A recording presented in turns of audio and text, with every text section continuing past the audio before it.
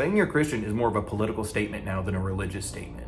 And simultaneously, I can't remember the last time I met an atheist Republican. There's probably some out there. If you are one, I would love to meet you and figure out why.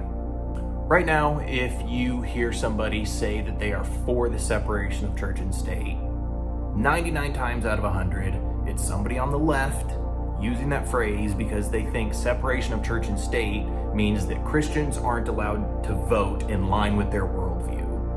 And then Christians respond to that by thinking that separation of church and state is some evil commie idea to prevent them from voting in line with their religious worldview. Both of those ideas are wrong. First of all, if you're on the left, it's wrong to think that separation of church and state means people can't vote in line with their worldview because, I hate to break it to you, the only thing that anyone ever actually votes out of is their worldview.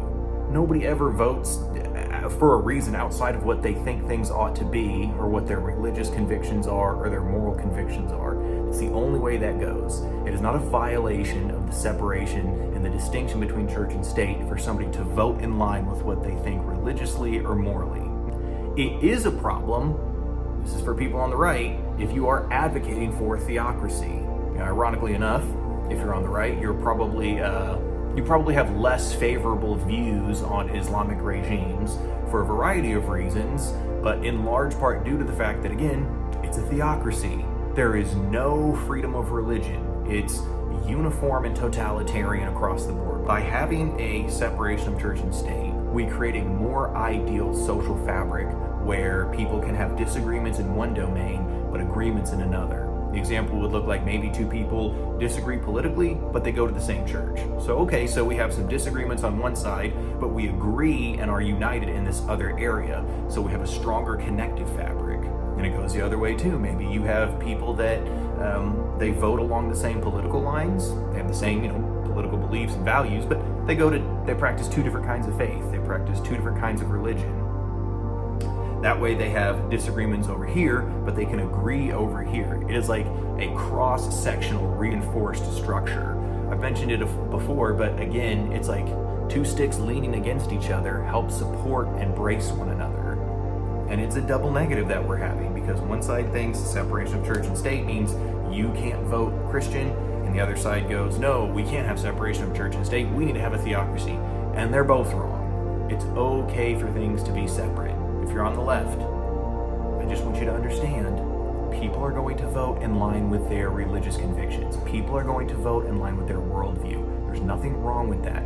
You do it too, and it's okay. And if you're on the right, you don't want a theocracy. You don't like theocracies when you see it in other nations, and actually this insistence on breaking down the membrane, breaking down the separation between church and state is going to hurt you too, because if you have a separation of church and state, then when things shift in a political direction you don't like, you're protected in your religious sphere. It doesn't bleed over into you. One of the original writers demonstrating this idea and creating this idea, obviously, John Locke, you have a letter concerning toleration. And I'll kind of close with this quote. The care of souls cannot belong to the civil magistrate, because his power consists only in outward force, but true and saving religion consists in the inward persuasion of the mind. Politics deals with human secular power. Religion deals with the immortal and spiritual and philosophical truths that ground and embed everything we do.